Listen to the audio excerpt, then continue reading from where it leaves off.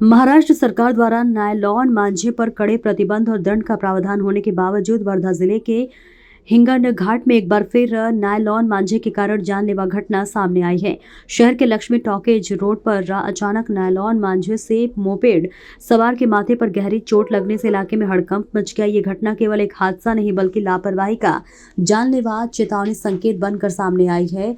राजाभाऊ तायडे उम्र 72 साल सेवानिवृत्त भारतीय सशस्त्र बल के जवान शहर के यशवंत नगर में रहते हैं। वे सब्जी बाजार से सब्जी खरीद कर घर लौट रहे थे, तभी ये दुर्घटना घटी। अचानक सामने आए नायलॉन मांझे ने उनके माथे पर गहरा वार कर दिया।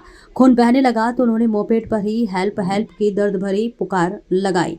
आसपास के दुकानदारों ने तत्परता दिखाते हुए तुरंत दौड़कर उनकी मदद की। गंभीर रूप से घायल राजाभाऊ तायडे को तत्काल नजदीकी अस्पताल में भर्ती कराया गया। डॉक्टरों ने तुरंत उपचार शुरू करते हुए उनके माथे पर 8 टाँके लगाए। सौभाग्य से मांझा उनके हाथ में अटक गया, जिससे गला कटने से वे बाल बच गए, अन्यथा बड़ी दुर्घटना टलना मुश्किल था। फिलहाल डॉक्टरों ने उनकी हालत खतरे से बाहर बताई है। विशेष उल्लेखनीय है कि हिंगन घाट में नायलॉन मांझे से गंभीर रूप से घायल होने की ये दूसरी घटना है। सरकारी प्रतिबंधों के बावजूद ऐसी घटनाएं सामने आने से नागरिकों की सुरक्षा का सवाल फिर से खड़ा हो गया है।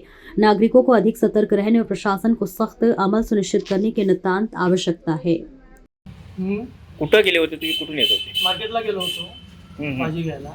भाजी घेऊन येताना आपल्या टाकीच्या समोर म्हणजे एकदम मुंजानी असं वाटलं की काहीतरी नृत्य आहे. मी हाताने एकदम तो धागा थांबला, पकडला, म्हणजे तो काही तोपर्यंत ब्लड सुरू होऊन गेलो. हातानं असा वर करून बाजूला केला, गाडी थांबवली आणि यांना आवाज दिला, भैया हेल्प हेल्प म्हणून. हे मग म्हणाले की जवळ डॉक्टरचं घर आहे, तिथे जाऊया आपण. ते सरांना माहिती आहे की टाके लागले, तर मला 8 टाके लागले झाली. आणि चायनाचा मंजा होता तो बिलकुल हातानं म्हणजे असं बाजूने होऊन नव्हता राहिला, त्याचा गळाच पूर्ण कटला असता. गळ्याला हे पूर्ण हे झालेलं आहे. गळ्यापासून मी हाताने बाजूला केला त्याला फोरहेडवर 8 टाके बसले आहे.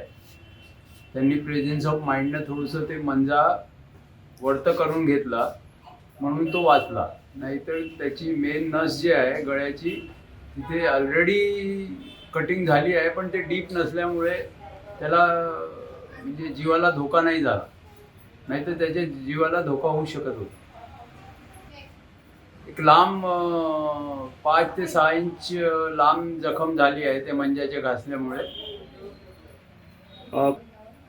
नाही त्याला साफ करून आणि लोकल इंजेक्शन देऊन 8 टाके लागले आहे आणि ब्लिडिंग वगैरे आता बंद आहे. पूर्ण जे ब्लिडिंग होत होतं ते बंद आहे आता.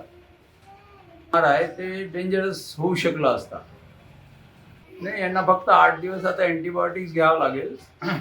3-4 दिवसानंतर मी बघेल की टाके 8 दिवसांनी काढावं लागते की 10 दिवसानं.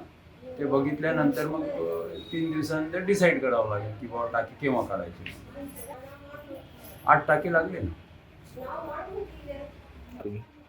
एक तर गावात जे गाड्या फास्ट चालू नये, एक दुसरं ते आजकाल समोर रॉड येते 2 व्हीलरला लावण्यासाठी, तर त्याच्यानं प्रोटेक्शन होऊ शकते. हां, मोठी घटना होऊ शकली असती ना जर